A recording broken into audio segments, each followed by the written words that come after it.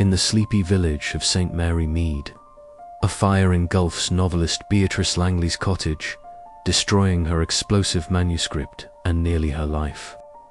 Miss Jane Marple, with her razor-sharp wit, unravels a web of secrets among 4 suspects: a ruthless publisher, a jealous editor, a desperate cousin, and a quiet secretary hiding a criminal past. As clues like a charred key and a paraffin bottle emerge, only one question burns: who feared Beatrice's truth enough to set it ablaze? Dive into a mystery where every shadow hides a motive. Chapter 1: The Smell of Smoke. The late afternoon sun cast long shadows across the garden of Miss Jane Marple's cottage in St. Mary Mead, where she sat in her favourite wicker chair, her knitting needles clicking rhythmically. The air was thick, with the scent of roses, and a black bird trilled somewhere in the hawthorn hedge. It was a scene of such serene ordinariness that the sudden rap at the door startled her, though her delicate hands never faltered in their work. She glanced up, her pale blue eyes sharp behind her spectacles, as her maid, Cherry, ushered in young Tom, the postman's lad, his face flushed with urgency. "Beg pardon, Miss Marple," he said, twisting his cap in his hands. "There's been a fire at Willow Cottage. Miss Langley hurt bad, they say. Inspector Crawley thought you'd want to know." Miss Marple's needles paused, just for a moment, as she absorbed the news. Beatrice Langley, the novelist who had taken up residence at Willow Cottage 2 years ago, was a figure of quiet fascination in the village. Her reclusive habits and her dark, penetrating novels had sparked endless speculation among the tea circles of St. Mary Mead. A fire was no small matter, and Miss Marple's mind, ever attuned to the undercurrents of human behaviour, sensed something more than accident. She thanked Tom with her usual courtesy, promised to send a jar of her quince jelly to his mother, and returned to her knitting, though her thoughts were now far from the pale pink shawl taking shape in her lap. Within the hour, a note arrived from Inspector Crawley, a solid, dependable man who had come to value Miss Marple's uncanny insight into the darker corners of village life.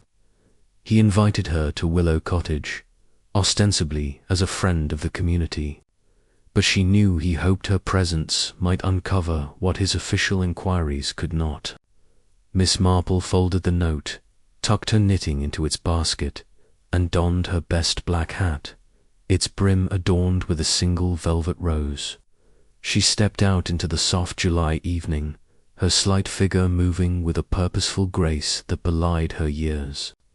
Willow Cottage stood at the edge of the village, a charming but weathered house, half hidden by climbing ivy and overshadowed by an ancient willow tree. As Miss Marple approached, the acrid temps of smoke stung her nostrils, and she saw the devastation at once. The western end of the cottage, where Beatrice's writing room had been, was a blackened ruin, its windows shattered and its roof caved in like a broken rib cage. The rest of the house stood intact, though smudged with soot, as if recoiling from the wound. A small crowd of villagers hovered at a respectful distance, their whispers buzzing like flies. Miss Marple noted Mrs. Tuttle, the bookshop owner, craning her neck, and old Mr. Gibbs, the gardener, shaking his head mournfully. Inspector Crawley met her at the gate, his broad face creased with worry. "It's a bad business, Miss Marple," he said, tipping his hat. "Miss Langley's in hospital, burns to her arms and face, but she'll pull through, they think. The fire started in her writing room late this morning. Her latest manuscript, the one everyone's been talking about, is nothing but ash now." Miss Marple's eyes flickered to the charred remains, her mind already sifting through possibilities. "And the cause, Inspector?" she asked, her voice mild but probing. Crawley rubbed his chin. "The fire brigade's still poking about, but they're saying it looks deliberate. Paraffin, maybe, poured over the desk. Someone wanted that room and, whatever was in it, gump. Miss Marple nodded, her expression serene, though her thoughts were anything but. A deliberate fire suggested a desperate motive, and desperation, she knew, often sprang from fear or greed. She followed Crawley into the undamaged parlour, where the air still carried a faint whiff of smoke. The room was cluttered with books and papers, a typewriter perched precariously on a side table, a photograph of Beatrice, a striking woman with intense dark eyes, hung above the mantel, watching over the chaos. Miss Langley had visitors today, Crawley said, consulting his notebook. 4 of them, all before the fire broke out. Roland Hurst, her publisher, came around 9. Margaret Vale, her editor, was here at 10. Clara Dunn, her secretary, was in and out all morning, as usual. And Lionel Brent, her cousin, stopped by just before 11. Each one claims they left her in good spirits, but someone's not telling the truth. Miss Marple's lips pursed slightly, a sign to those who knew her that her mind was at work. For visitors, she murmured, and each with a connection to Miss Langley's work or her life. Tell me, Inspector, what do we know of them? Crawley sighed, settling into a chair that creaked under his weight. Hurst is a big name in London publishing, smooth as silk but sharp as a tack. He's been pushing Miss Langley to finish this new book, says it's her best yet. Margaret Vale's the one who polishes her stories, though word is they've been at odds lately. Clara Dunn's a quiet sort, handles all Miss Langley's correspondence, knows her business inside out. As for Lionel Brent, he's a bit of a wastrel, always after money. Family, but not the cosy kind. Miss Marple listened, her hands folded neatly in her lap, her gaze drifting to the photograph of Beatrice. 4 suspects, each with access to the writing room, each with a reason to fear or resent the novelist's work. She thought of a case years ago in St. Mary Mead, when a seemingly accidental poisoning had unravelled into a web of jealousy and betrayal. People, she reflected, were rarely what they seemed, and secrets burned hotter than any fire. May I see the writing room, Inspector? She asked, rising with a sprightliness that surprised him. Crawley led her to the ruined wing, where the air was thick with the stench of charred wood and melted ink. The writing room was a skeleton of its former self. The desk reduced to a heap of cinders, the shelves collapsed into jagged splinters. Miss Marple stepped carefully, her sharp eyes scanning the debris. A glint of metal caught her attention, a small, blackened key, half buried in the ash. She pointed it out to Crawley, who bagged it with a grunt of interest. It might be nothing, he said, but I'll have it looked at. What do you make of it, Miss Marple? She smiled faintly, her mind already turning over the possibilities. A key, Inspector, often unlocks more than doors. I think I should like to meet these visitors of Miss Langley's. People, you know, are so very revealing when they think they're not being watched. As they left the cottage, the sun dipped below the horizon, casting Willow Cottage into shadow. Miss Marple's thoughts were as precise as her knitting, each detail a stitch in a pattern that would, in time, reveal the truth. Someone had set that fire, someone who feared what Beatrice Langley's pen had uncovered, and Miss Jane Marple, with her quiet ways and her unerring sense of human nature, was determined to find them. Chapter 2. The Novelist's World. The morning after her visit to Willow Cottage. Miss Jane Marple woke early, the faint scent of smoke lingering in her memory as vividly as if it clung to her shawl. She sat at her small mahogany breakfast table, sipping tea from a delicate porcelain cup, her eyes drifting to the garden where does sparkled on the lavender bushes. The tranquility of St. Mary Mead was a balm, but her mind was restless, turning over the puzzle of Beatrice Langley's fire. A novelist's life, she knew, was woven from secrets, some her own, some borrowed from others, and secrets, when penned, could ignite more than paper. She resolved to learn more about Beatrice and the world that had nearly consumed her. Miss Marple dressed with her usual care, choosing a soft grey dress and a hat adorned with a single silk violet. Her first destination was the hospital in Market Basing, where Beatrice lay recovering. The journey by bus was pleasant, the countryside rolling past in a patchwork of green fields and hedgerows. She occupied herself with her knitting, a pair of mittens for her nephew's wife. But her thoughts were elsewhere, piecing together the fragments Inspector Crawley had shared. 4 visitors, each with a stake in Beatrice's work, each with a reason to fear her latest manuscript. The key found in the ashes nagged at her a small detail, but Miss Marple had long ago learned that small details were often the threads that unravelled the tightest knots.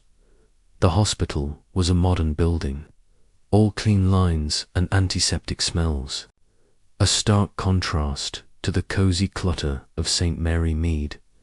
Miss Marple navigated its corridors with the quiet confidence of one accustomed to being underestimated. A nurse, recognizing her as a friend of Inspector Crawley, led her to Beatrice's room. The novelist lay propped on pillows, her arms and face swathed in bandages, her dark eyes sunken but alert. The room was sparse, save for a vase of wilting daisies and a dog-eared copy of one of Beatrice's own novels on the bedside table. Miss Marple noted the title The Shadowed Truth, and recalled its chilling tale of a family undone by hidden sins. "Good morning, Miss Langley," Miss Marple said, her voice gentle but firm, as she settled into a chair beside the bed. I am Jane Marple from St. Mary Mead. I hope you're feeling a little stronger today." Beatrice's eyes flickered with recognition, perhaps from village gossip about the elderly spinster with a knack for solving mysteries. "You're here about the fire," she said, her voice hoarse, barely above a whisper. "It wasn't an accident, was it?" Miss Marple inclined her head, her expression one of sympathetic concern. "The police are investigating, my dear. But I thought you might tell me about your work, your latest book. Perhaps I understand." It was rather special. Beatrice's gaze darted to the window, where sunlight streamed through the blinds. "Too special," she murmured. "Too true. I wrote what I saw, what I knew. People don't like that." Her fingers, unbandaged but trembling, plucked at the bedsheet. "The manuscript hit's gone now. Maybe that's for the best." Miss Marple leaned forward slightly, her knitting resting in her lap. "What was it about, Miss Langley? A story, I suppose, but drawn from life." Beatrice hesitated, her eyes searching Miss Marple's face as if weighing whether to trust this frail, kindly woman. At last she spoke, her words halting but deliberate. "It was about guilt, about someone who thought they'd escaped their past, but it followed them like a shadow. I knew things, Miss Marple, things I shouldn't have put on paper, but I couldn't stop. It was my best work." Miss Marple nodded, her mind cataloguing every word. Beatrice's novels were known for their psychological depth, their unflinching portraits of human frailty. If this manuscript exposed a real person's secret, it was no wonder someone had resorted to fire. "Did anyone read it?" she asked. "Your publisher, perhaps? Your editor?" Beatrice's lips tightened. "They all wanted to. Roland was hounding me for it, said it would make us rich. Margaret thought it needed changes to raw, she said. Clara typed some pages, but I kept most of it locked away. Lionel, my cousin, he teased me about it, but he never saw a word. Her voice faltered. Someone knew, though, someone. Read enough to be afraid. Miss Marple's eyes softened, but her mind was as sharp as ever. A locked manuscript, a key in the ashes there, was a connection there. She was sure of it. She patted Beatrice's hand gently. Rest now, my dear. You've been very brave. I'll come again, if I may. As she left the hospital, Miss Marple thoughts turned to the village, where gossip was as plentiful as blackberries in August. Her next stop was Tuttle's bookshop, a cramped, cosy shop on the high street, its windows crowded with novels and poetry collections. Mrs. Tuttle, a plump woman with a penchant for lurid romances, was only too eager to talk. She bustled about, offering Miss Marple a cup of tea and a biscuit, her eyes gleaming with the thrill of scandal. "Oh, Miss Marple, isn't it dreadful about poor Miss Langley?" Mrs. Tuttle said, settling behind the counter. "Her books, you know, they're ever so popular here. Not my sort of thing, too gloomy, if you ask me, but the young people can't get enough. That new one she was writing, they say it was going to be her biggest yet." Miss Marple sipped her tea, her expression one of polite interest. "Indeed. And what did they say about it, Mrs. Tuttle?" Mrs. Tuttle leaned forward, her voice dropping to a conspiratorial whisper. "Well, Mr. Hurst, her publisher, you know, he was in here last month, boasting about it. Said it was going to be a sensation, but he looked worried, if you ask me. Kept glancing over his shoulder, like he thought someone was listening. And Miss Vale, the editor, she came in once, complaining that Miss Langley wouldn't let her touch a word of it.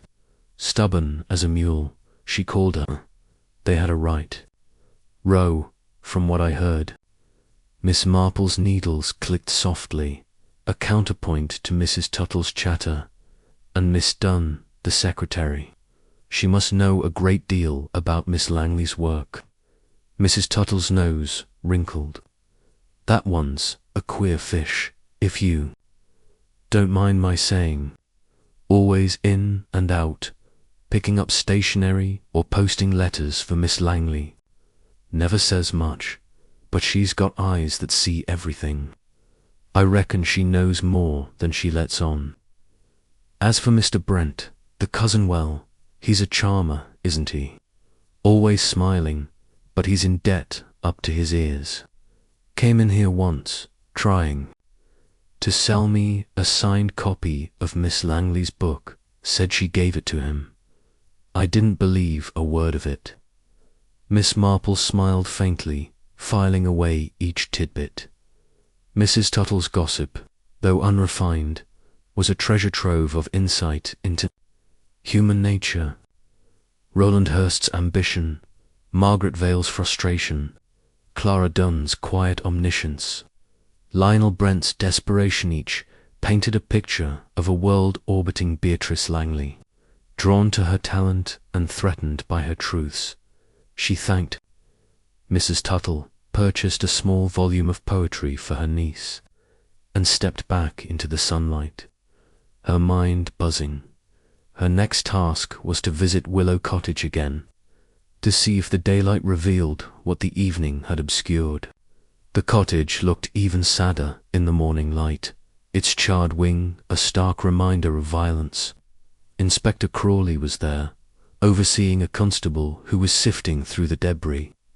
He greeted Miss Marple with a nod, his face weary but respectful. "Morning, Miss Marple," he said. "We've found nothing new, I'm afraid. The fire brigade's certain it was paraffin poured over the desk and papers, likely. Whoever did it knew what they were about."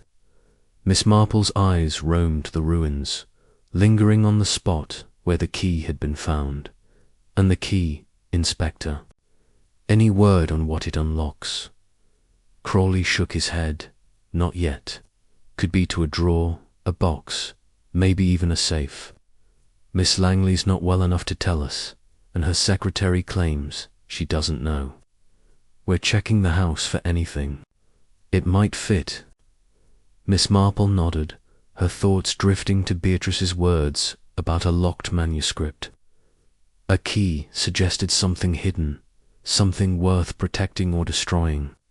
She wandered into the undamaged part of the cottage, where Clara Dunn was, sorting through a pile of singed letters in the parlour. The secretary looked up, her pale eyes startled, then quickly composed. "Good morning, Miss Marple," Clara said, her voice soft but guarded. "I'm trying to salvage what I can for Miss Langley. It's such a dreadful mess." Miss Marple's smile was warm, disarming. "How kind of you, Miss Dunn. It must be difficult, working so closely with Miss Langley and now facing this tragedy. You typed her manuscripts, I understand." Clara's hands stilled, her fingers tightening on a letter. "Some of them, yes. She was very particular, liked to keep her work private until it was finished. I only saw bits and pieces of the new one." Miss Marple tilted her head, her gaze gentle but unwavering. "And what were those bits about, if I may ask?" Miss Langley said it was true, in a way. Clara's cheeks flushed faintly, and she busied herself with the letters. "I don't know much. It was dark, like her other books. Something about a secret, someone running from their past. I didn't read enough to understand it." Miss Marple nodded, noting the slight tremor in Clara's voice. She thought of a young woman in St. Mary Mead, a housemaid who had lied about a stolen brooch, her nervousness betrayed by the same subtle signs. Clara knew more than she admitted, but pressing her now would yield nothing.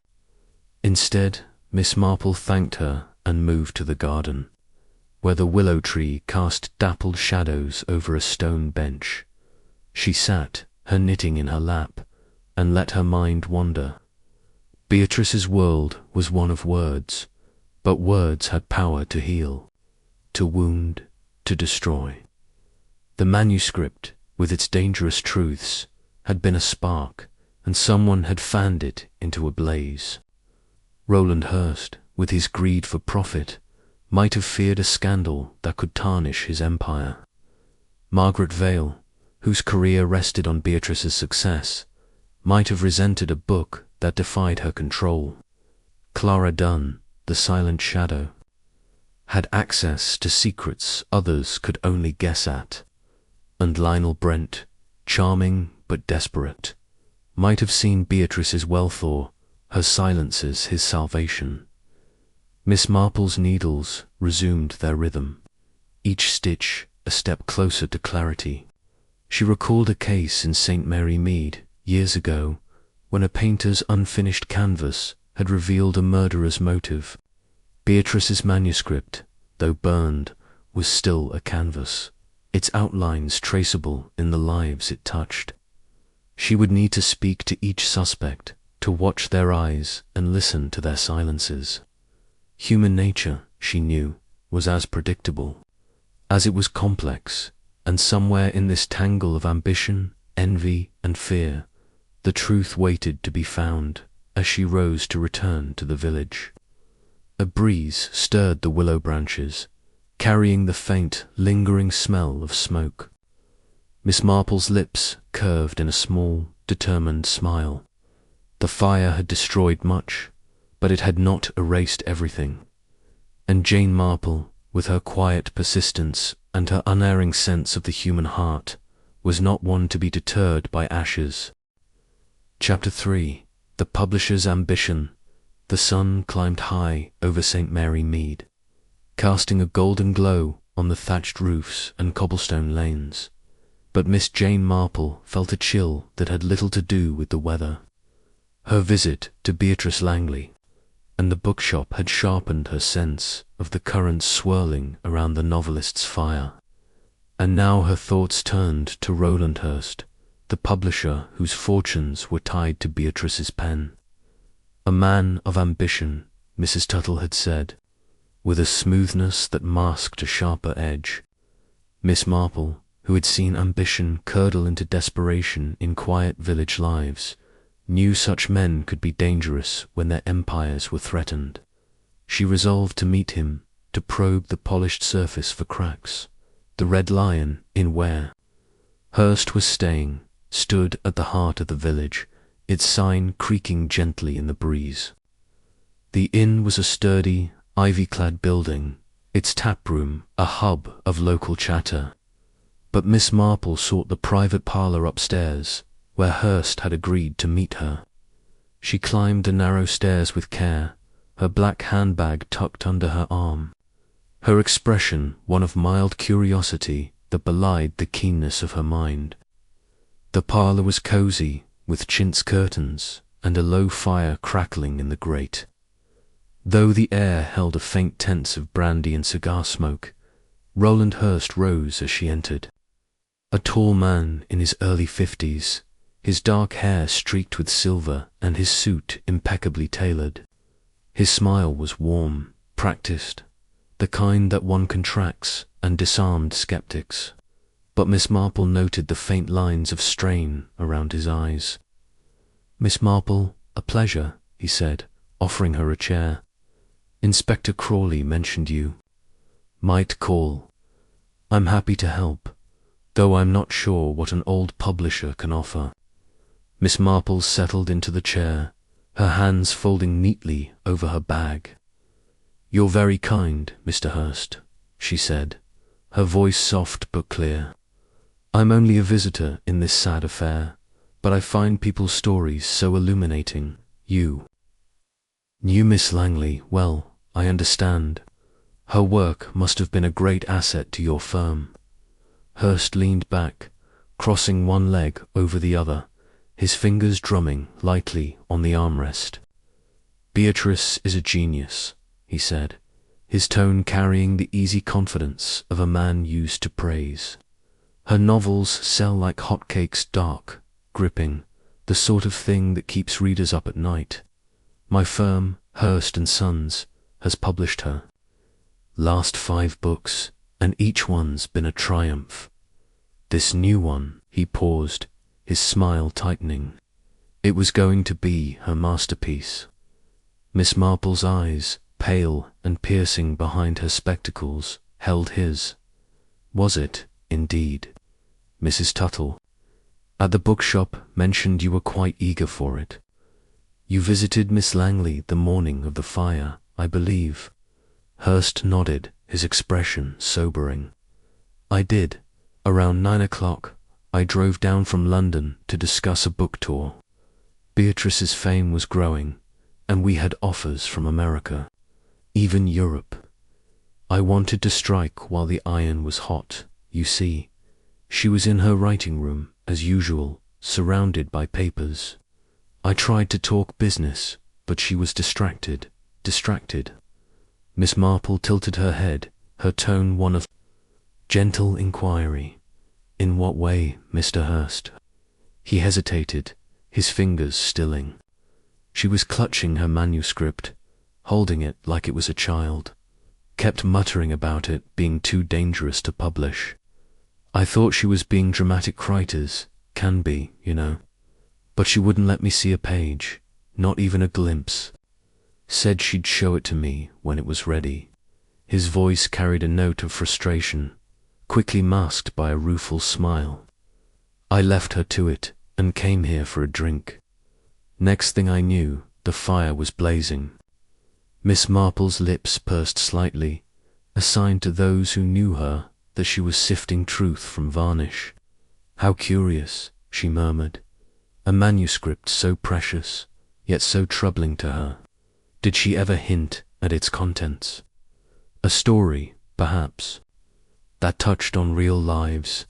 Hurst's smile faltered, and he reached for a decanter on the side table, pouring himself a small measure of brandy.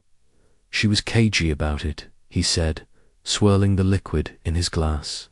said it was her truth, whatever that meant. Beatrice had a knack for digging into people's secrets. Her books are full of them.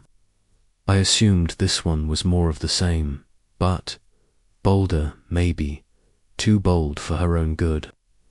Miss Marple watched the way his hand tightened on the glass, the way his eyes flicked to the window as if expecting an eavesdropper. She thought of a St. Mary Mead grocer, years ago, whose jovial manner had hidden a fear of exposure over doctored accounts. Ambition, she knew, could drive a man to protect his reputation at any cost.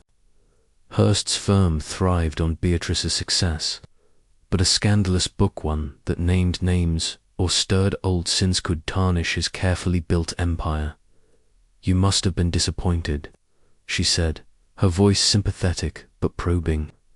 "A masterpiece, lost to the flames. And your plans for the tour?" Hurst shrugged, though the gesture was stiff. "A setback, certainly. But Beatrice is alive, thank God. She right again and will rebuild.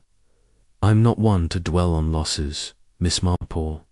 She nodded, her smile serene, though her mind was cataloguing every word, every gesture. "And after you left Willow Cottage, you came straight here, I suppose. The Red Lion is so welcoming." "Exactly," Hurst said, relaxing slightly. "I had a pint in the tap room, chatted with the barman, Ted, I think his name is. Stayed until the fire brigade's bells started ringing. Dreadful shock, it was." Miss Marple's eyes twinkled, though her expression remained placid. "Dreadful, indeed. You're very kind to spare me your time, Mr. Hurst. I shan't keep you longer." As she rose, Hurst stood, his courtesy impeccable, but she noted the faint sheen of sweat on his brow. She thanked him and made her way downstairs, pausing in the tap room to exchange pleasantries with Ted, the barman. A burly man with a ready laugh, Ted confirmed Hurst's story up to a point. "Aye, he was here, Miss Marple," he said, polishing. "A glass, came in around 9:30, had a pint and a bit of a grumble about work. Left before 11 though, said he had calls to make." Miss Marple thanked him, her mind turning over the timeline. Hurst's visit to Beatrice at 9. His departure, his time at the Red Lion all accounted for, yet leaving a window unclaimed. The fire had started near noon, giving him time to return to Willow Cottage, if he'd chosen to. She thought of the paraffin, the key, the manuscript's dangerous truths. Hurst's ambition was clear, but what lay beneath it? Fear of a book. That could ruin him, or something more personal. She stepped out into the village square, the sun warm on her face, and decided to walk to the post office, where she might learn more about the comings and goings of the morning. The postmistress, Miss Hartnell, was a sharp-eyed woman with a memory for details, and Miss Marple knew her to be a reliable source of village movements. As she walked, her thoughts drifted to a case in St. Mary Mead, when a prosperous merchant had silenced a rival with a well-timed accident. Hurst's polished charm reminded her of that man smooth, but with a hardness that surfaced under pressure. At the post office, Miss Hartnell was sorting letters, her spectacles perched on her nose. She greeted Miss Marple with a nod, eager for news of the fire. "Terrible business at Willow Cottage," she said, pushing a stack of envelopes aside. "Poor Miss Langley. Have they caught the culprit yet?" "Not yet, Miss Hartnell," Miss Marple said, her tone gentle, "but I'm curious about that morning. Mr. Hurst, the publisher, was in the village, I understand. Did you see him, by any chance?" Miss Hartnell's eyes gleamed with the thrill of being useful.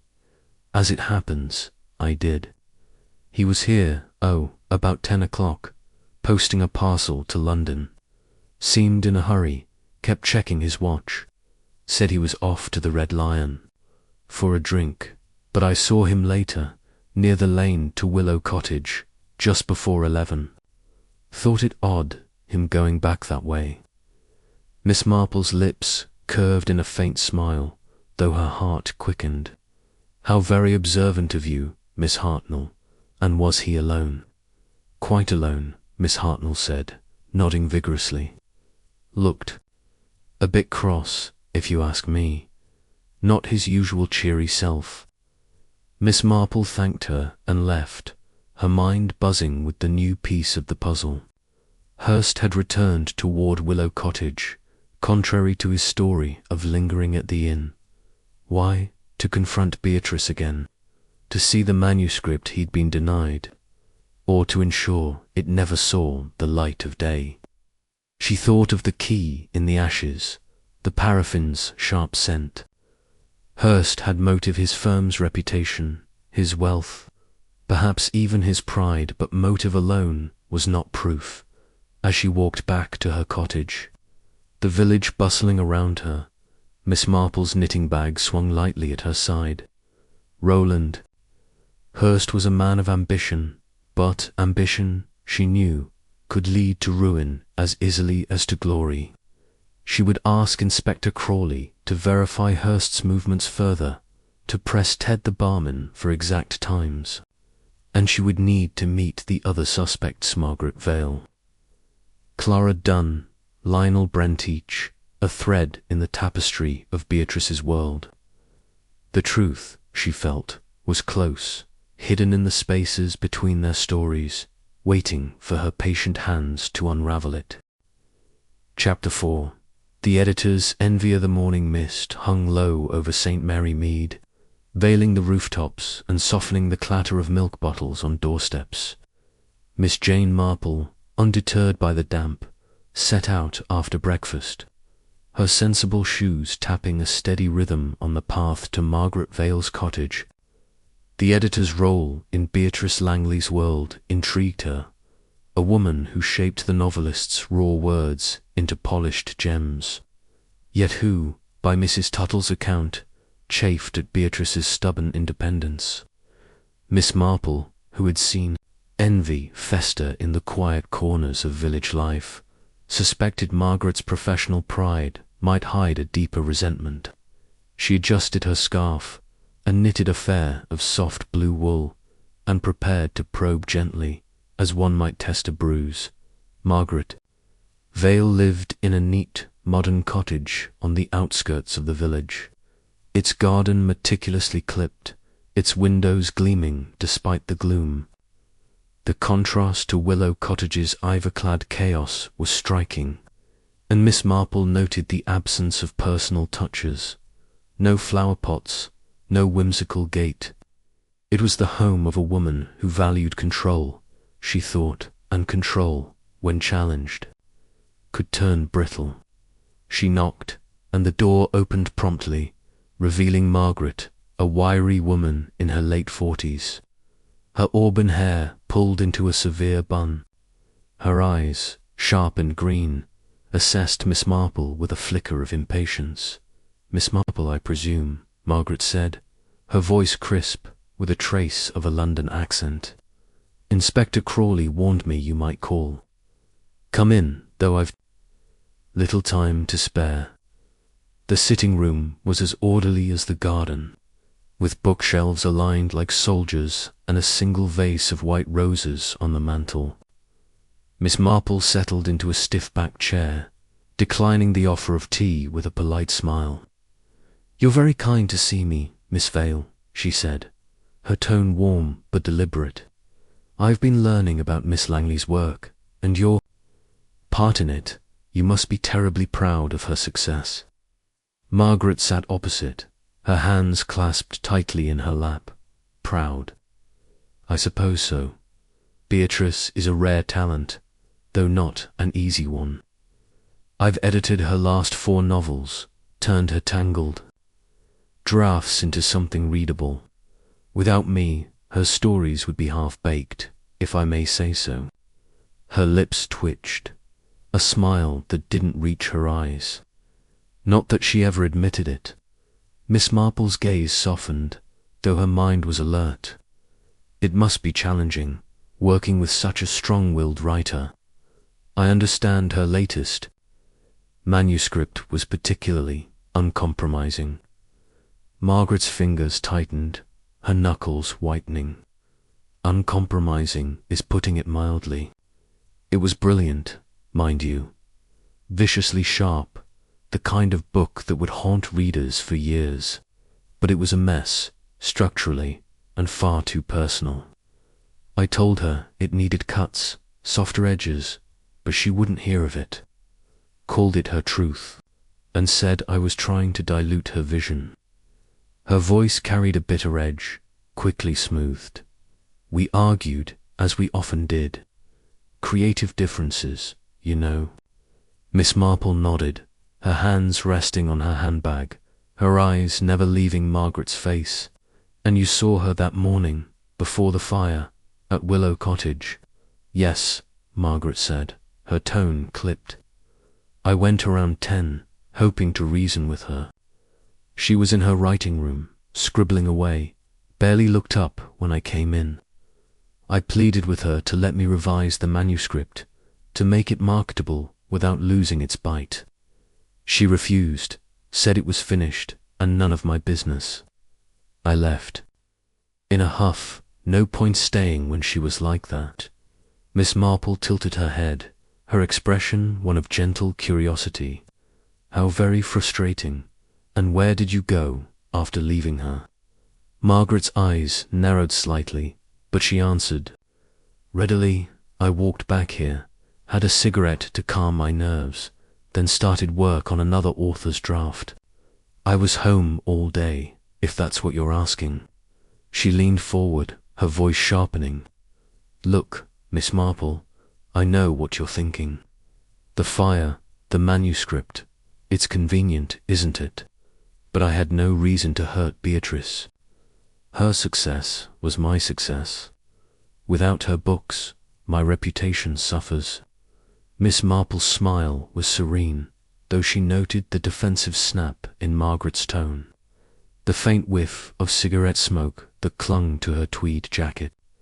She thought of a seamstress in St. Mary Mead, whose envy of a rival's skill had led to slashed dresses and whispered lies. Envy, she knew, could burn as fiercely as ambition, especially when tethered to pride. Of course, Miss Vale, she said. I'm only trying to understand Miss Langley's world. Her manuscript, did you ever read it? Even a page? Margaret hesitated, her gaze flicking to the window.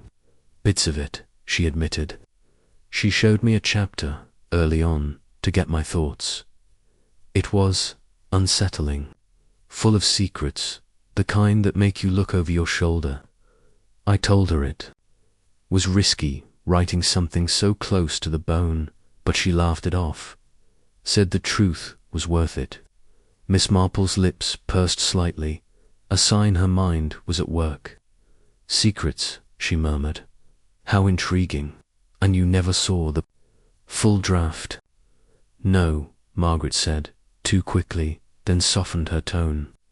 She kept it locked away, wouldn't even let Clara touch most of it. Beatrice was paranoid, thought everyone was after her work. I gave up trying to see it.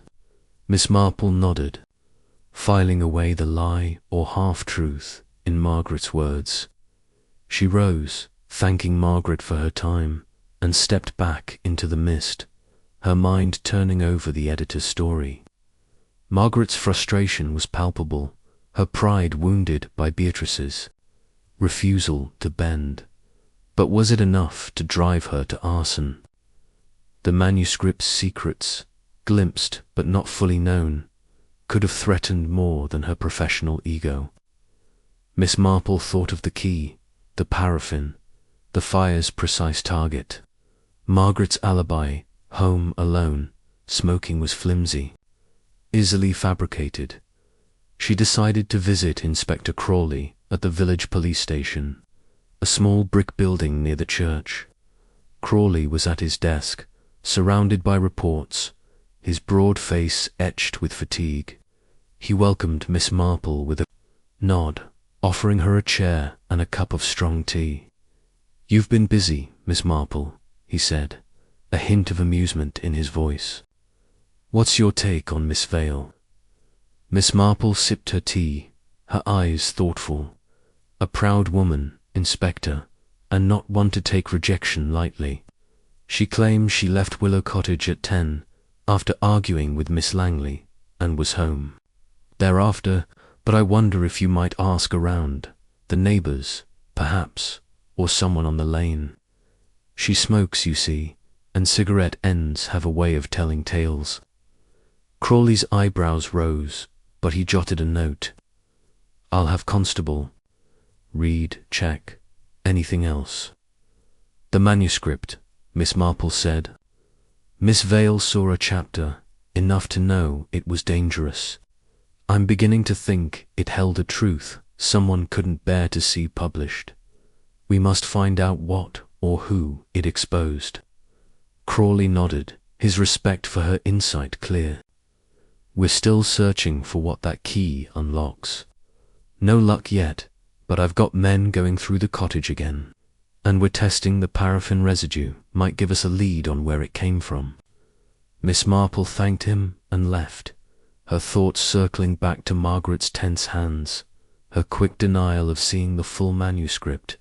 She recalled a St. Mary Mead librarian, whose jealousy of a colleague's promotion had led to stolen books and whispered accusations. Margaret's role gave her power over Beatrice's words, but Beatrice's defiance had stripped that power away. Had it driven her to destroy what she couldn't control? As she walked home, the mist lifting to reveal a pale sun, Miss Marple's mind was a tapestry of threads: Hurst's ambition, Margaret's envy, the manuscript's secrets, the key's mystery. Each suspect was a piece of the puzzle, but the picture was still incomplete. She would need to meet Clara Dunn next, the quiet secretary who saw everything and said little. People, Miss Marple knew, revealed themselves in their silences as much as their words, and Clara's silence was one she intended to listen to closely. Chapter 5. The secretary's shadow. The afternoon sun filtered through the lace curtains of Miss Jane Marple's cottage, casting delicate patterns on the parlour floor as she prepared for her next inquiry. Her meeting with Margaret Vale had left her pondering the sharp edges of envy, but now her thoughts turned to Clara Dunn, Beatrice Langley's secretary, a woman whose quiet presence seemed to slip beneath notice.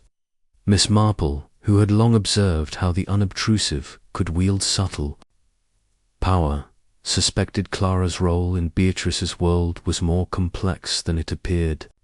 She donned her coat, a practical grey tweed, and set out for Willow Cottage, where Clara was likely to be found, sorting through the wreckage of the fire. The village was alive with the hum of daily life, children chasing a hoop down the lane, the baker's cart rattling past, but Miss Marple's mind was elsewhere, piecing together the fragments of the case. Clara, by all accounts, was indispensable to Beatrice, managing her correspondence, typing her drafts, guarding her privacy. Such intimacy, Miss Marple knew, could breed loyalty or betrayal, and Clara's mousy demeanour reminded her of a St. Mary Mead housemaid who had quietly orchestrated a theft while all eyes were on grander figures. She tightened her scarf against the breeze and quickened her step, eager to test her instincts. Willow Cottage looked forlorn in the daylight, its charred wing a stark wound against the soft green of the garden. The willow tree drooped mournfully, its branches swaying as if in lament. Miss Marple found Clara in the undamaged parlour, kneeling beside a wooden crate, sorting through a jumble of scorched letters and notebooks. The secretary was a slight woman in her early 30s, her brown hair pinned back, her pale eyes framed by wire-rimmed glasses. She started at Miss Marple's approach, her hands fluttering like startled birds. "Oh, Miss Marple," Clara said, rising and brushing dust from her skirt. "I didn't hear you come in. I'm just trying to save what I can for Miss Langley. It's all such a mess." Her voice was soft, almost childlike, but Miss Marple noted the quick glance toward the door, as if expecting an interruption. "You're very devoted, Miss Dunn," Miss Marple said, her tone warm and encouraging. She settled into a nearby chair, her handbag in her lap, her eyes gentle but unyielding. "It must be a great comfort to Miss Langley, having someone so reliable. I imagine you know her work better than anyone." Clara's cheeks flushed faintly, and she returned to her crate, her movements precise but nervous. "I try to help," she said. "I type her letters, keep her schedule, that sort of thing. Her manuscripts, well, she's particular about those. I only type what she gives me, and even then, she watches me like a hawk." Miss Marple nodded, her smile serene. Quite understandable, with a book as important as her latest. She told me it was true, in a way. "Did you ever see it, Miss Dunn? The new manuscript?" Clara's hands paused, a singed envelope trembling in her fingers. "Bits of it," she said, her voice barely above a whisper. "She'd give me pages to type, but never the whole thing. It was different from her other books, darker, somehow. I didn't understand it all, but it felt real." She looked up, her eyes meeting Miss Marple's for a fleeting moment before darting away. "I told her it was powerful, but she said it wasn't for me to judge." Miss Marple's lips curved slightly, her mind noting the hesitation, the careful choice of words. "How interesting," she said. "And that morning, before the fire, you were here, I believe, managing her affairs." Clara nodded, her fingers resuming their work, though less steadily. "Yes, I was in and out. I came early, around 8, to sort her fan mail. Miss Langley was in her writing room, working. Mr. Hurst came, then Miss Vale, and later Mr. Brent. I stayed in the parlour mostly, but I stepped out around 11:30 to post some letters at the village office. When I got back, her voice broke, and she pressed a hand to her mouth. The smoke was everywhere. I tried to get to her, but the heat was too much." Miss Marple's eyes softened, though her mind was sharp as a needle. "How dreadful for you," she said. "It must have been a terrible shock. The post office, you say? That's a good walk from here." "Not too far," Clara said quickly. 10 minutes each way, maybe. I was only gone a short while." She busied herself with the crate, avoiding Miss Marple's gaze, and a faint flush crept up her neck. Miss Marple tilted her head, her expression one of kindly concern. "And did you notice anything unusual that morning? Anything out of place, perhaps, in the writing room?"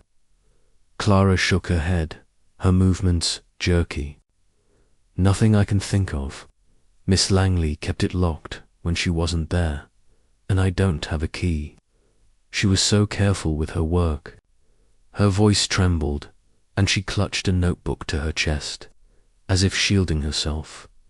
Miss Marple watched her closely, her thoughts drifting to the blackened key found in the ashes. Clara's denial of access to the writing room was plausible, but her nervousness suggested more. She recalled a St. Mary Mead governess, timid and overlooked, who had used her position to eavesdrop and manipulate. Clara's role gave her eyes and ears in Beatrice's life, perhaps too many for her own. "Comfort. You're very loyal, Miss Dunn," Miss Marple said. "It speaks well of you. I shan't keep you from your work." As she rose, Clara offered a weak smile, but her eyes remained guarded.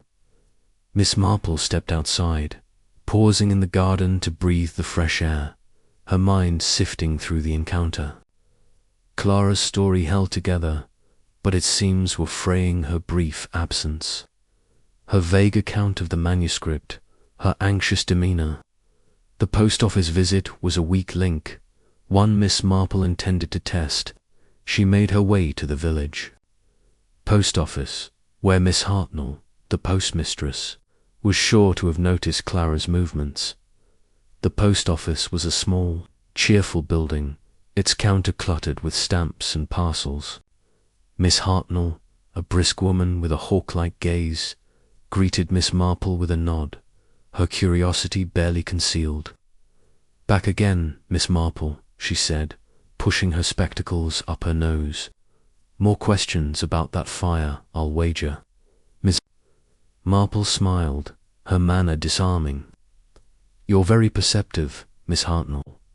I was wondering if you saw Miss Dunn, Miss Langley's secretary, the morning of the fire. She mentioned posting letters."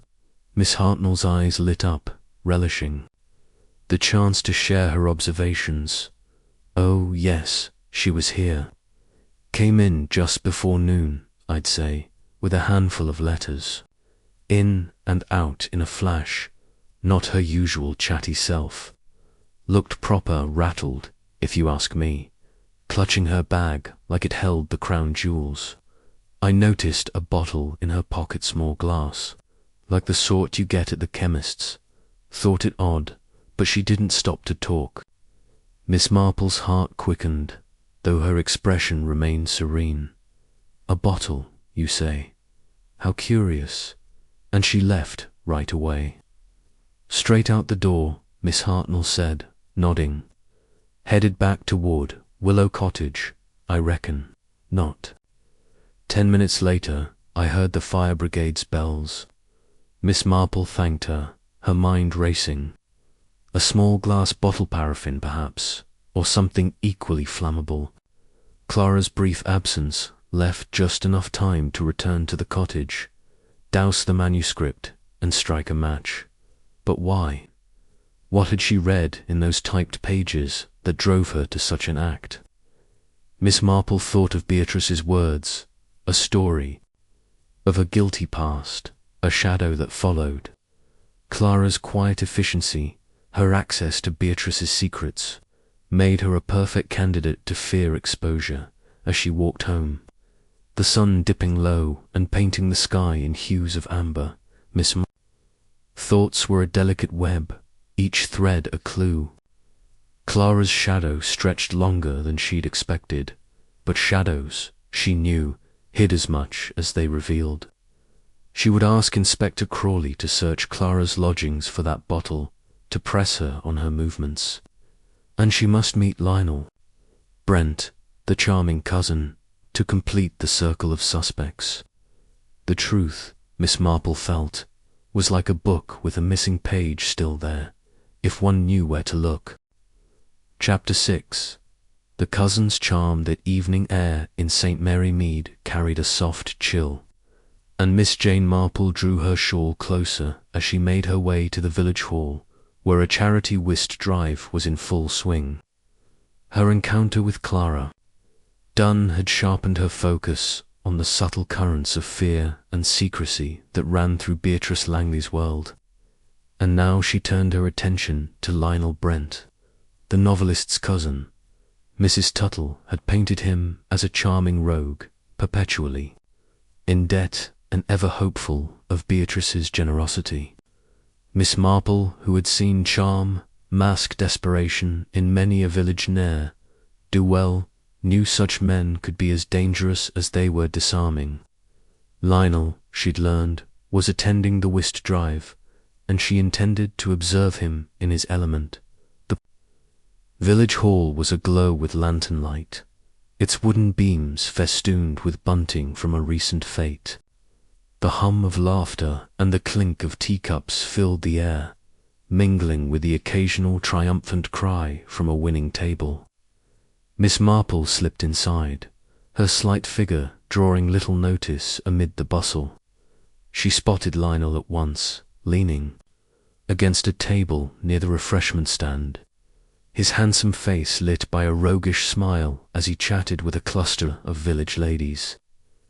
He was in his late 30s, with tousled dark hair and a tailored jacket that, while smart, bore the faint creases of frequent wear. His charm was effortless, his gestures expansive, and Miss Marple noted the way the women hung on his words, their giggles a testament to his skill. She approached quietly, pausing to exchange pleasantries with Mrs. Bantry, a friend who was organizing the event. "That's Lionel Brent, isn't it?" Miss Marple murmured, nodding toward the group. "Miss Langley's cousin, I believe."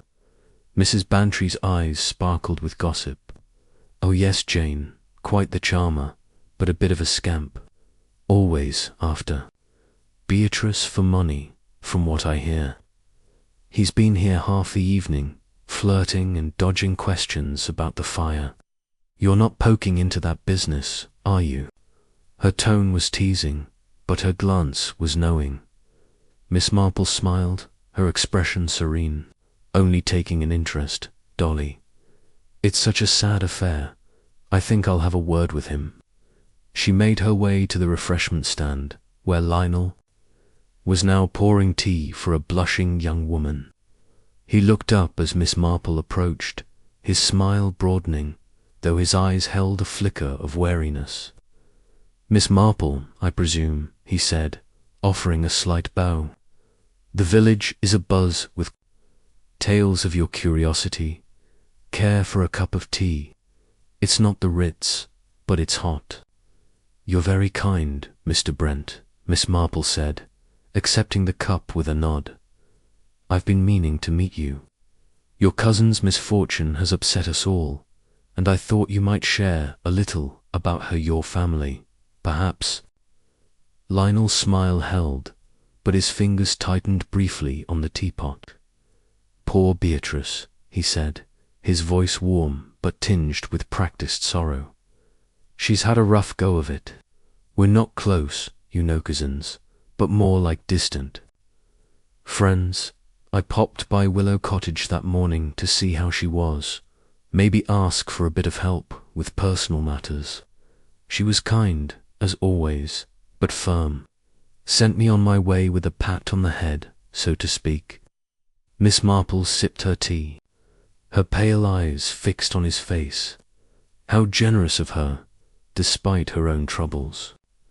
"You saw her in her writing room, I suppose. She was working on her new book."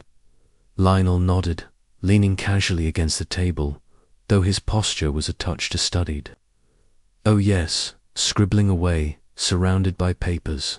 She was cagey about it, wouldn't let me near the desk. Said it was her best work yet, but too delicate to share. I teased her, called it her secret diary, but she just laughed and shooed me out. I left around 11, headed to the Blue Boar for a pint. Was there when the fire started, heard the bells, and ran back. But it was too late." Miss Marple lips curved faintly, her mind cataloguing his words. "The Blue Boar, how pleasant. And you were there the whole time, Mr. Brent.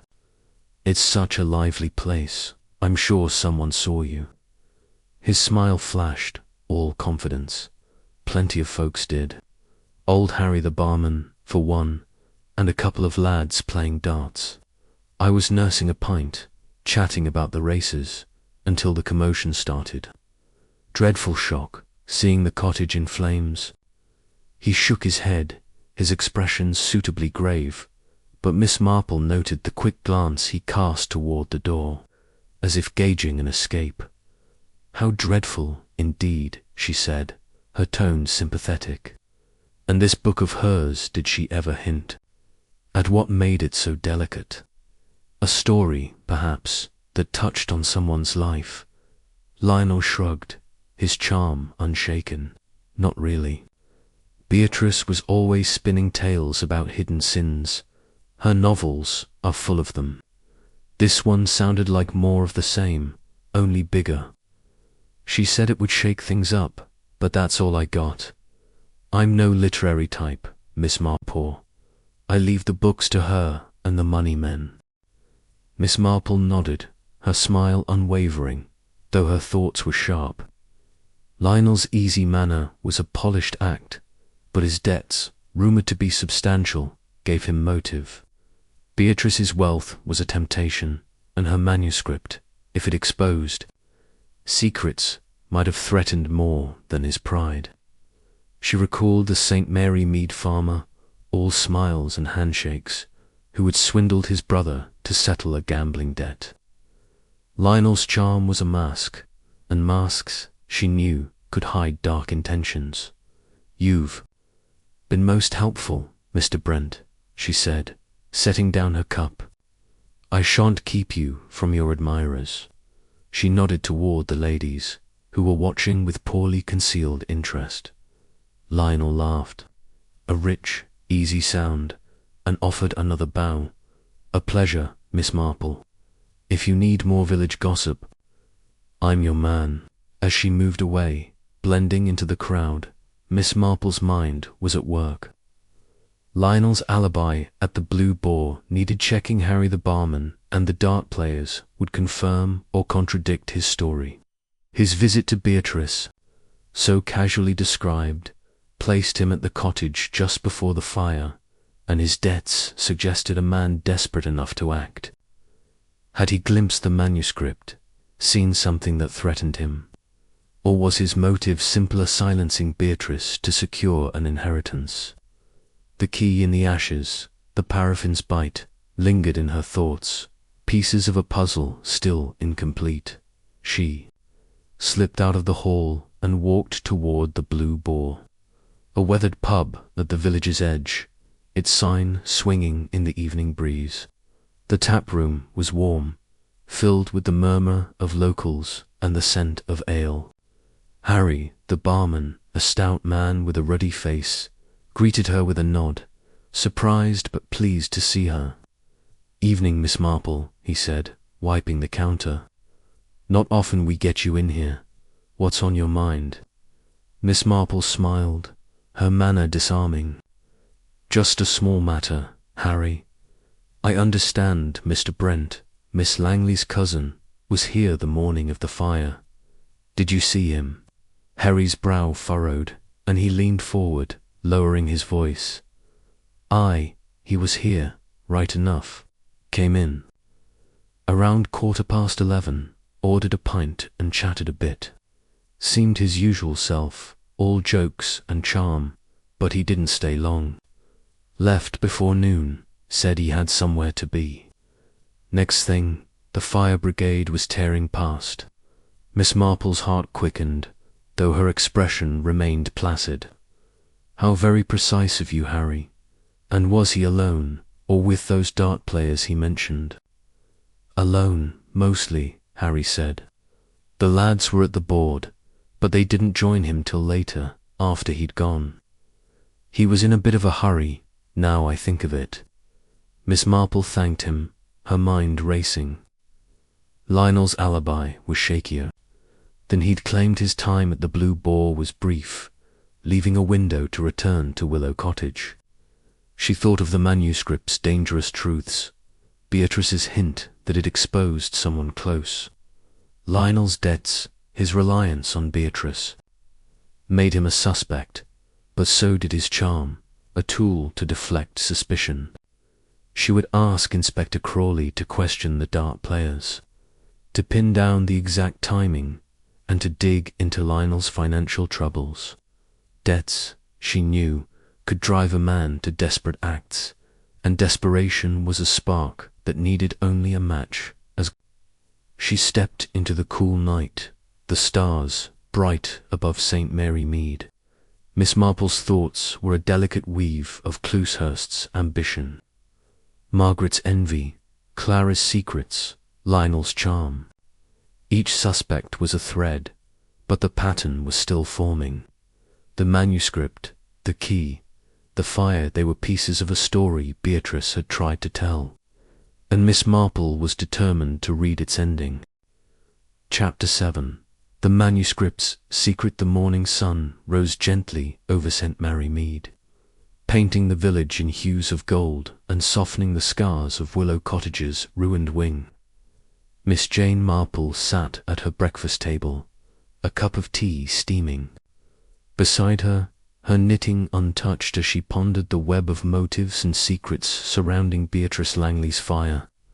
Her meetings with Roland Hurst, Margaret Vale, Clara Dunn, and Lionel Brent had each added a thread to the tapestry, but the pattern remained elusive. Each suspect had access to Beatrice's world, each a reason to fear her latest manuscript. Yet it was the manuscript itself, its dangerous truths, now reduced to ash, that held the key to the crime.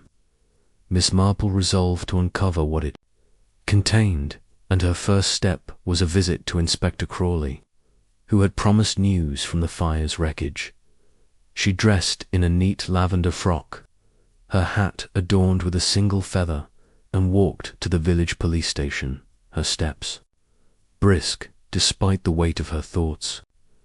The station was a modest affair, its brick walls softened by climbing roses, and Crawley was at his desk, surrounded by papers and a half-eaten scone. He looked up as she entered, his broad face lighting with a mix of respect and curiosity. "Morning, Miss Marple," he said, pushing aside his papers. "You're up early. I was just about to send for you. We've found something in the ashes at Willow Cottage. Thought you'd want to see it." Miss Marple's eyes brightened, though her expression remained composed. "How very intriguing, Inspector. What is it?" Crawley reached into a drawer and produced a small evidence bag, inside which lay a charred scrap of paper, its edges blackened but its center legible. He slid it across the desk, and Miss Marple leaned forward, her spectacles glinting as she read the faint, typed words. Guilty past, hidden crime, shadow over her. The fragment was no larger than a postcard, but its weight was palpable, a whisper of the story Beatrice had tried to tell. "It was under a fallen shelf," Crawley said, rubbing his chin. "The fire didn't take it all, thank goodness. We're combing for more, but this is the clearest we've got. What do you make of it?" Miss Marple's lips pursed slightly, her mind racing. "A guilty past, a hidden crime," she murmured. "Miss Langley said her book was true, drawn from life. This suggests it exposed someone's secret, someone who could not afford its revelation. Have you shown it to her?" Crawley nodded. "I visited the hospital this morning. She's stronger, but still shaken. When I showed her the scrap, she went pale, said it was from her manuscript, no question. I asked what it meant, and she got cagey, said only that the book was about someone she knew, someone who'd been to the cottage that day. Wouldn't say more, but she looked scared, Miss Marple, scared of whoever did this." Miss Marple's fingers tapped lightly on her handbag, her thoughts weaving a new thread. "Someone she knew," she repeated. "One of her visitors, then. Mr. Hurst, Miss Vale, Miss Dunn, or Mr. Brent. The manuscript was a mirror, reflecting a truth they wanted buried. We must learn more about their pasts, Inspector. Secrets, you know, have a way of leaving traces." Crawley jotted a note, his respect for her insight clear. "I've got men digging into their backgrounds now. Financial records, old addresses, anything we can find. We're also testing that key we found. No match yet, but Beatrice mentioned a locked drawer in her desk where she kept the manuscript. The desk is ash, but the key might have opened something else. A box, maybe, or a safe." Miss Marple nodded, her mind lingering on the key, its blackened metal a silent witness to the fire's intent. "And the paraffin?" she asked. "Any trace of where it came from?" "We're working on it," Crawley said. "The residue suggests a common brand, sold at the village shop and half a dozen other places. No bottle yet, but we're searching Miss Dunn's lodgings, like you suggested. That postmistress's story about the glass bottle got me thinking. Miss Marple's smile was faint but approving. Very wise, Inspector. Miss Dunn's absence during the fire is convenient, shall we say. I think I shall visit Miss Langley again. She may be ready to share more, now that the manuscript's loss is certain. She left the station, her thoughts a delicate lattice of clues. The fragment's words, guilty past, hidden crime, echoed Beatrice's own description of a story that shadowed someone's life. Each suspect had motive: Hurst's fear of a scandal, Margaret's wounded pride, Clara's quiet omniscience, Lionel's desperate debts, but whose past was guilty enough to warrant arson. Miss Marple's mind drifted to a St. Mary Mead shopkeeper whose theft years ago had resurfaced in a bitter feud. Past crimes, she knew, never stayed buried when the right eyes looked for them. At the hospital in Market Basing, Beatrice was propped up in bed, her bandages fewer but her face still pale. The room was brighter today, a fresh bouquet of lilies on the table, but her eyes held the same wary intensity. She greeted Miss Marple with a nod, her fingers twisting the edge of her blanket. "You're back," Beatrice said, her voice stronger but edged with unease. "I suppose you've seen the paper Crawley found. It's mine, you know. My book." Miss Marple settled into the chair beside her, her manner gentle but purposeful. "Yes, my dear, and it's a great help." Those words, guilty past, hidden crime, they suggest a story that struck close to home. Can you tell me more? Who was it about? Beatrice's gaze flickered to the window, her lips tightening. I shouldn't have written it," she said at last. "It was about someone I trusted, someone I thought I knew. I found out things, old letters, newspaper clippings, tucked away in a box. They told a story, Miss Marple, one that person thought was forgotten. I put it in the book, changed the names, but anyone who knew them would see the truth." Miss Marple leaned forward, her eyes soft but unyielding. "And this person, they visited you that morning. They read the manuscript." Beatrice nodded, her hands trembling. "They saw enough. I kept it locked in my desk, but I showed a few pages, thinking, I don't know, thinking they'd laugh it off. They didn't. They were angry, said I'd ruined them.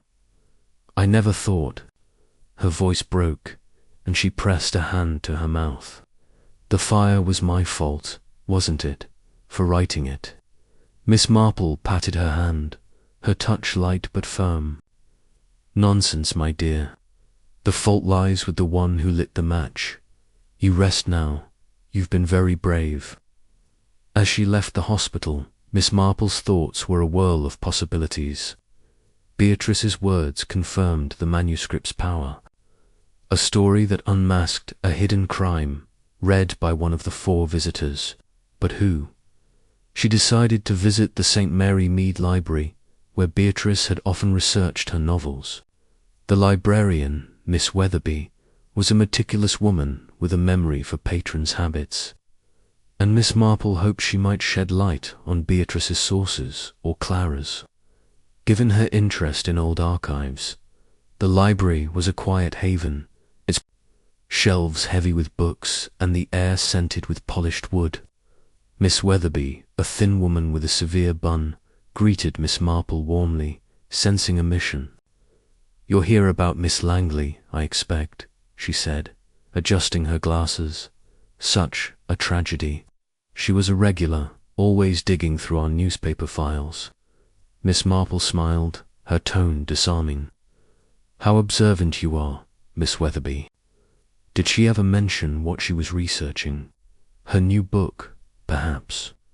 Miss Weatherby nodded, leading Miss Marple to a corner where bound newspapers were stacked. Oh yes. Last month, she spent hours here, looking at papers from the early 90s, said she was chasing a ghost for her novel. I helped her find articles on a theft, a valuable painting taken from a manor near London. Never solved, but there were rumors about a young woman involved, someone who vanished afterward. Miss Marple's heart quickened, though her expression remained placid. How fascinating, and did anyone else show an interest in those articles? Miss Dunn, perhaps. Miss Weatherby's eyes widened. Now you mention it, yes. Clara came in a week ago, asking for the same papers. Said it was for Miss Langley, but she was nervous, kept looking over her shoulder. I thought it odd, since Beatrice had already copied what she needed.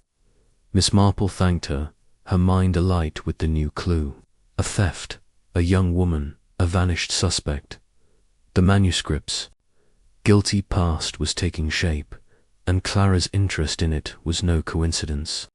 She recalled Miss Hartnell's mention of the glass bottle, Clara's brief absence before the fire. The secretary's shadow was growing darker, but Miss Marple knew better than to leap to conclusions. Hurst, Margaret, and Lionel each had their own shadows, and the truth lay in their intersection as she walked home. The village settling into dusk, Miss Marple's thoughts were a delicate dance of facts and intuition. The manuscript's secret was a crime from the past, its exposure a threat worth burning a room to silence. Clara's role, so quiet yet so central, was the thread she would pull next, but all 4 suspects remained in her sights. The truth, she felt, was like a locked drawer, and the key, blackened but unyielding, was almost within her grasp. Chapter 8. The Post Office Cluther. Soft light of a St. Mary mead, morning filtered through the mist, casting a gentle glow on the village's cobblestone paths. Miss Jane Marple, fortified by a simple breakfast of toast and marmalade, sat in her parlour, her knitting needles idle as her mind wove through the intricacies of Beatrice Langley's case. The charred manuscript, fragment, with its haunting words of a guilty past and hidden crime, had sharpened her focus on Clara Dunn, whose nervous demeanour and curious interest in old thefts hinted at a deeper involvement. Yet Miss Marple, ever cautious of premature conclusions, knew the other suspects, Froland Hurst, Margaret Vale, and Lionel Brentich, carried their own burdens of motive. To unravel the truth, she needed to test Clara's alibi and the post office, where Miss Hartnell had noted the secretary's fleeting visit, was her next destination. Miss Marple, dressed in a practical navy coat, her hat adorned with a modest sprig of heather, and set out, her steps measured but purposeful. The village was stirring, with the milkman's cart clattering and the scent of fresh bread wafting from the bakery. Her thoughts, however, were fixed on the fire's timeline. Clara's claim of a brief absence to post letters, the glass bottle. Miss Hartnell had glimpsed the paraffin that fueled the blaze. Small details, she knew, often held the weight of truth, much like the overlooked stitches that could unravel a poorly knit sweater. She recalled a St. Mary mead baker, whose alibi for a petty theft had crumbled under the scrutiny of a grocer's clock. Timing, Miss Marple felt, would be Clara's undoing or her vindication.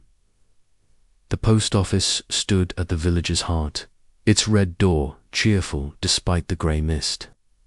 Inside, Miss Hartnell was behind the counter, sorting parcels with the precision of a general marshalling troops. Her sharp eyes lit up at Miss Marple's entrance, sensing a purpose beyond stamps or telegrams. "Good morning, Miss Marple," she said, pushing a stack of letters aside. "You're after more about that fire, I'll bet. Got a nose for trouble, you have." Miss Marple smiled, her manner disarming as she leaned slightly on the counter. "You're too kind, Miss Hartnell. I'm only tying up loose ends for poor Miss Langley. You mentioned Miss Dunn's visit the morning of the fire, such a helpful detail. Could you tell me more? The exact time, perhaps, and anything else you noticed?" Miss Hartnell's chest puffed with the pride of being useful. "Right you are," she said, lowering her voice as if the walls might eavesdrop. "Clara came in at 22:12. I'd say my clock's never off. Had a handful of letters, nothing fancy, and paid for the postage, quick as you like. In and out in 2 minutes, no more. But she was jumpy, Miss Marple, like a cat on a hot roof, kept clutching her bag, and I saw that bottle against small, brown glass sticking out of her pocket. Didn't look like medicine, if you ask me. More like something from the hardware shop." Miss Marple's heart quickened, though her expression remained serene. "A brown glass bottle," she murmured. "How very curious. And she left immediately, you say? Back toward Willow Cottage?" "Straight out the door, Miss Hartnell," confirmed, nodding vigorously, headed up the lane, fast as her legs could carry her. "I thought it odd, her rushing so, but then the fire bells started. Must have been 10 minutes later, and I put it together. She was back at the cottage when the blaze took hold, wasn't she?" Miss Marple nodded, her mind racing. "So it seems. You've been most helpful, Miss Hartnell. One last thing, did anyone else come in around that time? Mr. Hurst, perhaps? Or Miss Vale?" Miss Hartnell frowned, thinking hard. "Not them, no. Mr. Brent was here earlier, around 10, posting a letter, all smiles as usual. But after Clara, it was quiet till the bells rang. Everyone was out gawking at the fire by then." Miss Marple thanked her and stepped back into the mist, her thoughts a whirl of new connections. Clara's visit to the post office, timed at 22:12, was briefer than her vague 10 minutes each way suggested. The cottage was a 7-minute walk, leaving a narrow window, perhaps 15 minutes for her to return. Enter the writing room and set the fire before the blaze was noticed. The brown glass bottle, so unlike a chemist's vial, pointed to paraffin or a similar accelerant, a damning clue if it could be found. Miss Marple recalled Miss Weatherby's account of Clara's interest in the old theft articles, tying her to the manuscript's hidden crime. The secretary's shadow was lengthening, but shadows, she knew, could deceive. She decided to share her findings with Inspector Crawley, whose solid pragmatism would ground her intuitions. The police station was quiet, save for the scratch of a constable's pen, and Crawley welcomed her with a nod, his desk cluttered with reports. "Miss Marple," he said, offering a chair. "You've got that look, found something, haven't you?" Miss Marple settled in, her handbag in her lap, her tone measured. "A small piece, Inspector, but it may fit. Miss Hartnell confirms. Miss Dunn was at the post office at 22:12 for only 2 minutes. She carried a brown glass bottle, possibly containing paraffin. Her absence from Willow Cottage was shorter than she claimed, leaving time to return and start the fire. And her interest in those theft articles at the library suggests, she feared, Miss Langley's manuscript. Perhaps it exposed a past, she thought. Buried, Crawley's eyebrows rose, and he scribbled a note. "That's damning, if true. We searched her lodgings last night, found no bottle, but there was a receipt from the village shop for a purchase 2 days before the fire. Paraffin, half a pint. Could be innocent, but it's piling up. I'll have her brought in for questioning, see if she cracks." Miss Marple nodded, Her lips pursed. "Very wise, Inspector, but we must also consider the others. I'd like to know more about Mr. Hurst's movements after he left the Red Lion, and whether Miss Vale was truly home after her visit to the cottage. Mr. Brent's debts, to have your men found anything?" Crawley flipped through his notes. Hurst's alibi holds. Mostly Ted, at the Red Lion, saw him till 10:30. But Miss Hartnell spotted him near Willow Cottage before 11. We're checking if he doubled back later. Miss Vale's neighbours didn't see her after she left the cottage, so her working at home story is shaky. As for Brent, his debts are worse than we thought. A nasty lot in London, some rough types. If Beatrice cut him off, he'd be in a bad spot. Miss Marple's eyes twinkled, though her expression remained grave. How very illuminating. A web of secrets, Inspector, and the manuscript at its center. I think we're close to the truth, but we must tread carefully. People you know are never so dangerous as when they're cornered. She thanked him and left her mind a delicate lattice of clues. Clara's bottle, her library research, her tight alibi pointed to a desperate act. But Hurst's ambition, Margaret's envy, and Lionel's debts kept them in play. The key, still unmatched, nagged at her, a silent witness to the fire's intent. She thought of a St. Mary Mead widow, whose quiet theft of a neighbour's silver had been betrayed by a single misplaced spoon. Small things, Miss Marple knew, could undo the cleverest plans. As she walked home, the mist lifting to reveal a pale sky, Miss Marple resolved to revisit Willow Cottage, to search for any trace of the locked drawer Beatrice had mentioned. The manuscripts, secretive theft, a young woman, a shadow, was the fire's spark, and Clara, with her quiet access and hidden fears, was its likely source. But Miss Marple's net was wide, and until the final thread was pulled, no one was beyond. Suspicion, the truth, she felt, was like a letter waiting to be opened, its contents known only when the seal was broken. Chapter 9. The confrontation. The late afternoon sky over St. Mary Mead was a canvas of soft grey, the air heavy with the promise of rain as Miss Jane Marple made her way to Willow Cottage. Her inquiries had woven a tight net around Beatrice Langley's fire, with Clara Dunn's brief post office visit, her suspicious bottle, and her interest in old thefts forming a compelling thread. Yet Roland Hurst's ambition, Margaret Vale's envy, and Lionel Brent's debts kept the other suspects in her sights. The manuscript's charred fragmented words of a guilty past and hidden crime pointed to a secret that had sparked the blaze, and Miss Marple, with her unerring sense of human nature, felt the moment had come to draw the truth into the open. She had asked Inspector Crawley to gather the 4 suspects at the cottage, where the ruins of Beatrice's writing room might loosen their tongues. Willow Cottage stood sombre in the fading light, its blackened wing a stark reminder of the violence that had shattered its peace. The undamaged parlour, where Clara had sorted papers, was now arranged for the meeting, with chairs drawn in a loose circle and a faint smell of soot lingering despite the open windows.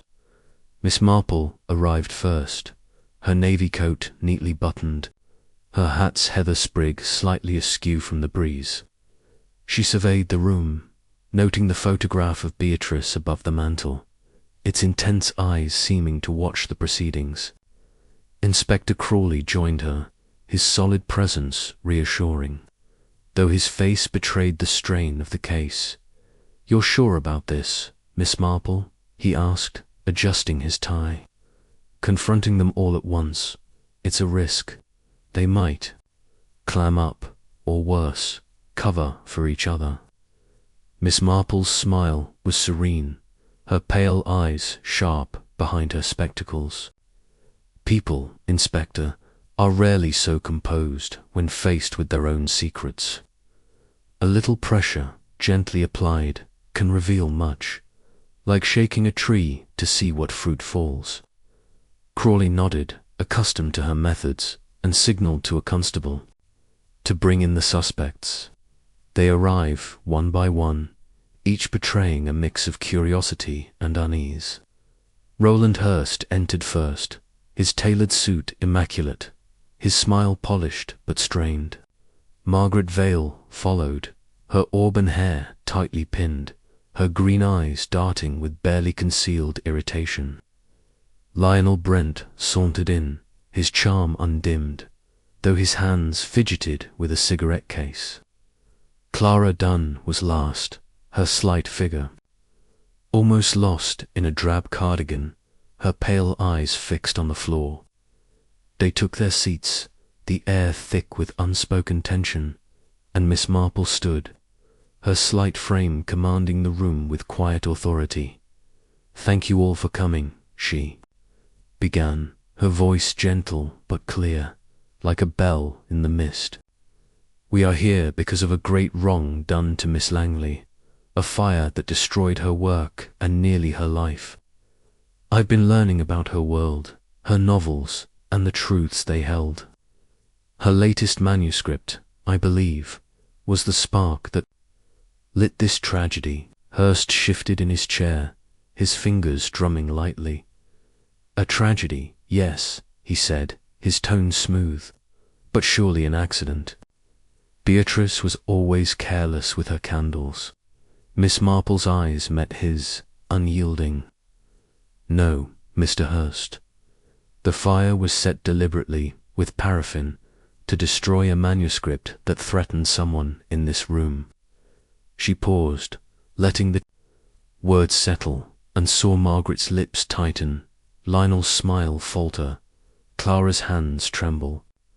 Miss Langley wrote of a guilty past, a hidden crime, a story drawn from life, about someone who visited her that morning, someone who read enough to fear its publication. Margaret leaned forward, her voice sharp. "That's absurd. Beatrice's books were fiction, however grim. You're suggesting one of us is a criminal." Miss Marple tilted her head, her expression one of kindly patience. "Not suggesting, Miss Vale, stating. The manuscript exposed a theft. A painting stolen years ago, a crime linked to a young woman who vanished. Miss Langley found evidence, old letters and clippings, and wove them into her story. She showed pages to one of you, and that person acted to silence her." Lionel laughed, a forced, brittle sound. "Come now, Miss Marple, that's a bit dramatic. Beatrice loved her mysteries, but I never saw a word of that book. I was at the Blue Boar when the fire started. Ask anyone." Miss Marple's gaze turned to him, steady and piercing. "Your alibi is thin, Mr. Brent. You left the pub before noon, with time to return here. Your debts, I understand, are pressing, and Miss Langley's refusal to help may have pushed you to drastic measures." Lionel's charm cracked, his eyes narrowing, but before he could retort, Miss Marple turned to Hurst. "And you, Mr. Hurst, were seen near Willow Cottage before 11, after claiming to be at the Red Lion. A scandalous book could ruin your firm, could it not?" Hurst's smile vanished, his hands clenching. "I won't stand for this," he snapped. "I left Beatrice alive and well. My business is solid. One book wouldn't break it." Miss Marple nodded, unruffled, and faced Margaret. "Miss Vale, your pride in shaping Miss Langley's work is well known, but her refusal to let you touch this manuscript stung. You were at the cottage, arguing, and your claim of being home afterward lacks witnesses. Envy, I find, can burn as fiercely as fire." Margaret's face flushed, her voice rising. Envy. I made Beatrice's career. I had no reason to hurt her.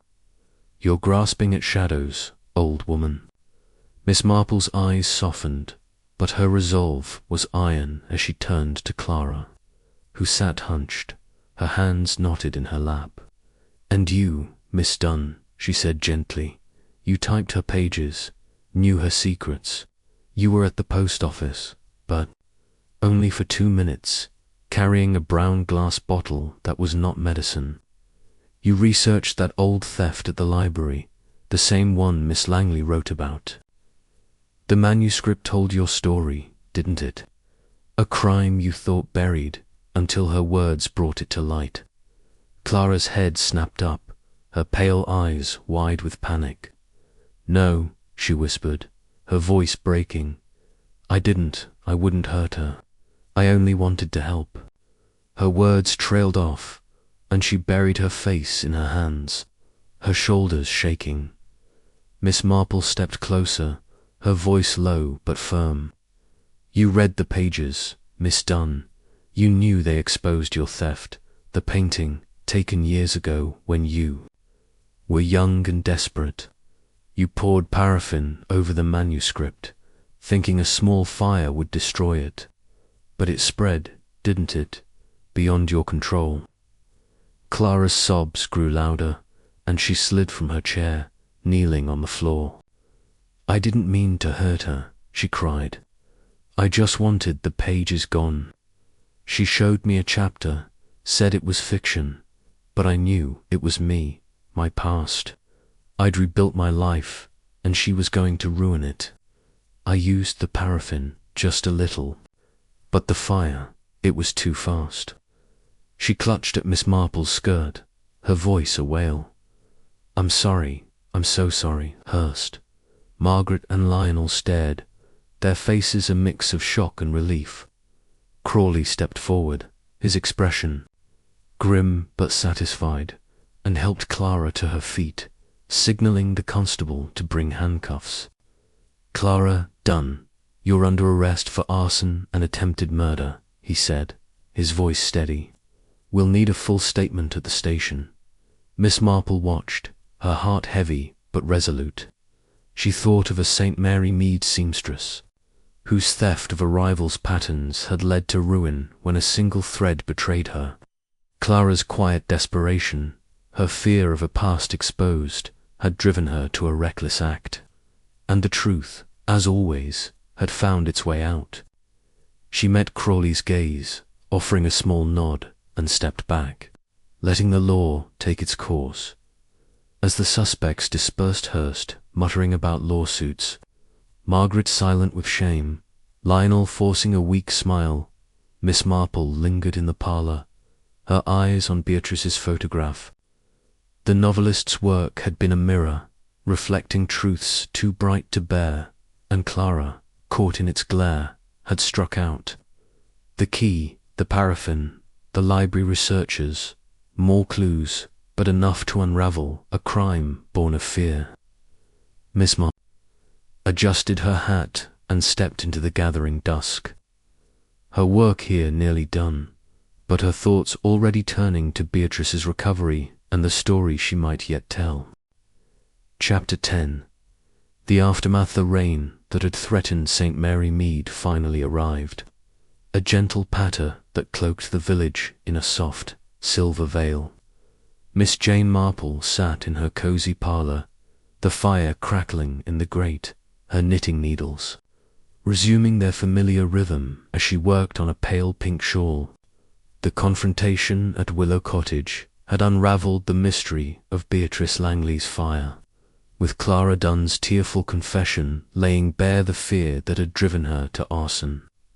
Yet Miss Marple's mind, ever attuned to the nuances of human nature, lingered on the ripples left by such a revelation. Truth, she knew, was a sharp blade, cutting through deception but leaving wounds in its wake. She sipped her tea, her thoughts drifting to Beatrice and the lives touched by her perilous manuscript. A week had passed since Clara's arrest, and the village buzzed with the tale. each retelling adding a touch of drama until it rivaled one of Beatrice's novels. Miss Marple, who preferred facts to embellishment, had visited the hospital in Market Basing to check on Beatrice's recovery. The novelist, though still frail, was regaining her strength, her burns healing under the care of attentive nurses. Miss Marple found her in a sunlit room, the bandages fewer, her dark eyes brighter with a mix of relief and resolve. A new bouquet of roses, sent by her publisher, adorned the bedside table. There sent a welcome contrast to the antiseptic air. Miss Marple, Beatrice said, managing a weak smile as she gestured to a chair. I owe you more than I can say. Crawley told me it was Clara. I never imagined. Her voice faltered, and she looked away, her fingers tracing the edge of her blanket. Miss Marple settled into the chair, her manner gentle but steady. You couldn't have known, my dear. People hide their shadows, well, especially those closest to us. But you're safe now, and that's what matters. Have you thought about your work, your writing? Beatrice's gaze returned, a spark of determination in her eyes. I have. The manuscript's gone, but the story's still in me. I'll rewrite it, Miss Marple, but as fiction this time. No names, no truths to tempt another fire. I've learned my lesson. Miss Marple nodded, her smile warm with approval. A wise choice. Stories have power, but they needn't wound. You'll find a way to tell it, I'm sure. As she left the hospital, Miss Marple reflected on Beatrice's resilience, a quality she'd seen in many a St. Mary Mead soul who had faced loss and emerged stronger. She thought of a local widow whose stolen savings had spurred her to rebuild her life with quiet courage. Beatrice's new book, stripped of its dangerous truths, would be a testament to that same spirit. Back in the village, the other suspects had begun to resurface, each navigating the aftermath in their own way. Roland Hurst, ever the had sent Beatrice a lavish contract for her next novel, his ambition undeterred by the scandal. Miss Marple met him briefly at the Red Lion, where he was finalizing travel plans to London. A fresh start, Miss Marple, he said, his smile as polished as ever. Beatrice's next book will be a triumph, and Hurst and Sons will make it shine. His eyes, however, held a flicker of caution, as if he sensed Miss Marple's scrutiny even now. She wished him well, noting the slight tremor in his hand as he raised his glass, a reminder that ambition, once shaken, never fully steadied. Margaret Vale, too, had reached out to Beatrice, her pride softened by the near tragedy. Miss Marple learned from Mrs. Tuttle that Margaret had visited the hospital, offering to edit the new manuscript with a lighter touch. No more arguments, Margaret had reportedly said, her voice tight with emotion. Miss Marple, passing Margaret's cottage on a walk, saw her in the garden, clipping roses with a gentler hand, as if the act were a penance. Envy, Miss Marple knew, could be tamed, much like the jealousy of a St. Mary Mead choir member who had learnt to share the spotlight after a bitter feud. Lionel Brent, predictably, had vowed reform, his charm now tinged with a sheepish air. Miss Marple encountered him at the village shop, where he was buying a modest loaf instead of his usual extravagances. I'm turning over a new leaf, Miss Marple, he said, his smile less confident but sincere. Beatrice's scare woke me up. I've written to my creditors, promised to pay what I can. Miss Marple nodded, her thoughts drifting to a St. Mary Mead gambler who had sworn off cards after a near-ruinous loss, only to relapse under pressure. Lionel's debts were a heavy chain, and she hoped, for his sake, that his resolve would hold. Clara Dunn, meanwhile, faced the consequences of her act. Inspector Crawley had shared the details of her confession, a theft in her youth, a painting stolen from a manor to settle a family debt, a crime she'd buried by fleeing to a new life. Beatrice's manuscript, with its thinly veiled account of that theft, had threatened to unearth her past, and Clara, in a panic, had used paraffin from the village shop to destroy it. The fire's ferocity had been an accident, but its intent was undeniable. She awaited trial in a nearby jail, her quiet demeanor replaced by a haunted resignation. Miss Marple, who had seen remorse transform lives, felt a pang of pity, recalling a St. Mary Mead girl whose petty theft had led to redemption through honest work. As the rain tapped against her parlor windows, Miss Marple's knitting needles clicked, each stitch a reflection of the case's resolution. The key, Crawley had confirmed, had unlocked a small metal box in Beatrice's parlor, containing notes for the manuscript notes that corroborated Clara's fear of exposure. The paraffin bottle, found discarded in a hedge near Willow Cottage, bore Clara's fingerprints, sealing her guilt. Small clues, Miss Marple mused, had told a large story. Much like the overlooked details that had solved a St. Mary Mead mystery years ago, when a misplaced button revealed a thief, the village, ever resilient, was settling back into its rhythms. Mrs. Tuttle, at the bookshop, had ordered extra copies of Beatrice's older novels, anticipating a surge of interest. Miss Hartnell, at the post office, recounted the fire's tale to every customer, her version growing more colourful with each telling.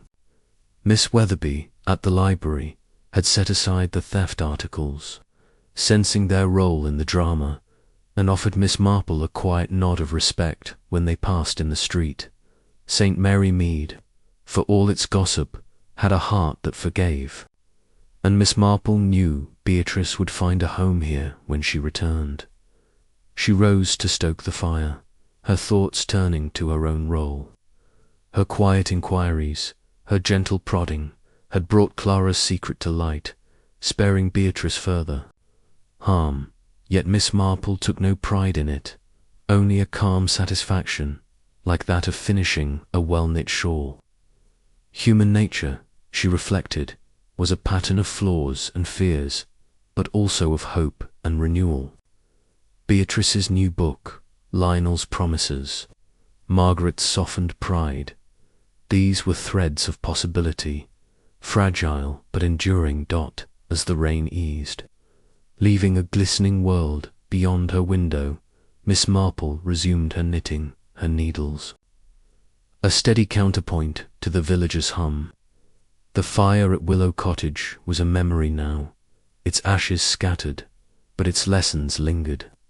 Secrets, she knew, were like sparks, dangerous when hidden, but powerless when brought to light. And Jane Marple, with her sharp eyes and patient heart, would be ready for the next spark whenever it fell.